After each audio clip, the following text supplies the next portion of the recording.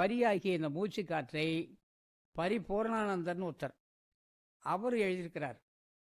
பரிய இந்த காற்றை பூர்ணானந்தர் சரயோகம் அப்படின்னு எழுதுகிறார். சரன்னா உள்ளே போய் வெளியே மேல்கின்ற காற்றுக்கு சரண் பேர். இந்த உணவை பார்க்குறோம், காட்சிகளெல்லாம் பார்க்குறோம், காதுனால எல்லாத்தையும் கேட்குறோம். இந்த சரத்தை யாரும் பார்க்கவே இல்லை. சரத்தை பார்க்கலாம், சரம் சொல்லுகின்ற சொல்லை கேட்க முடியும். சரம் என்று சொல்லுகின்ற உள்ளே போய் மீளுகின்ற காற்றை நாம் காது கொடுத்து கேட்போமானா அது ஒரு நிலை.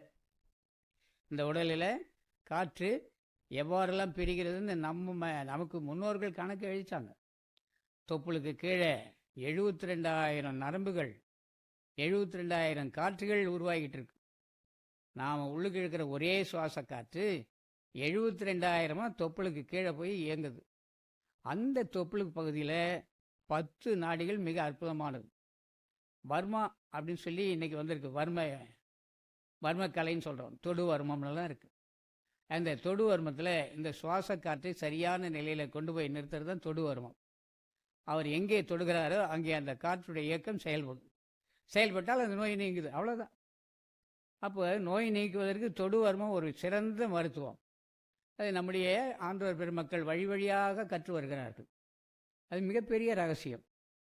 அந்த தொடு வர்மத்தில் தொப்புளுக்கு கீழே இருக்கிற பகுதியெல்லாம் என்ன செய்யும்?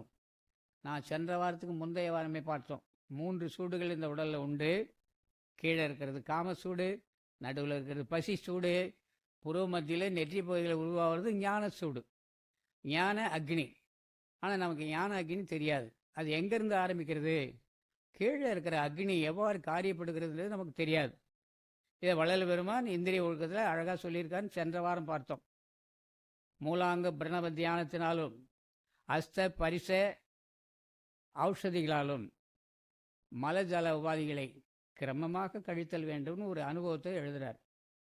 அந்த பகுதியே திருமந்திரத்தில் திருமூலர் சொல்லுவார், எருவிடும் வாசலுக்கு இருவிரல் மேலே, கருவிடும் வாசலுக்கு இருவிரல் கீழே, உருகிடும் சோதியை உள்க வல்லார்க்கு கருவிடும் சோதி கலந்து நின்றானே. அதை பற்றிய அறிவு நமக்கு இருக்கா? இது நம்மை உணர்ந்தால் தான் அந்த படிப்பு படிக்க முடியும். உணர்வினாலே கற்கக்கூடிய கல்வி இது. உணர்வினால் உணர முடிய ஒரு கல்வி. மற்றவர்கள் யாருக்கும் உணர்த்த முடியாது.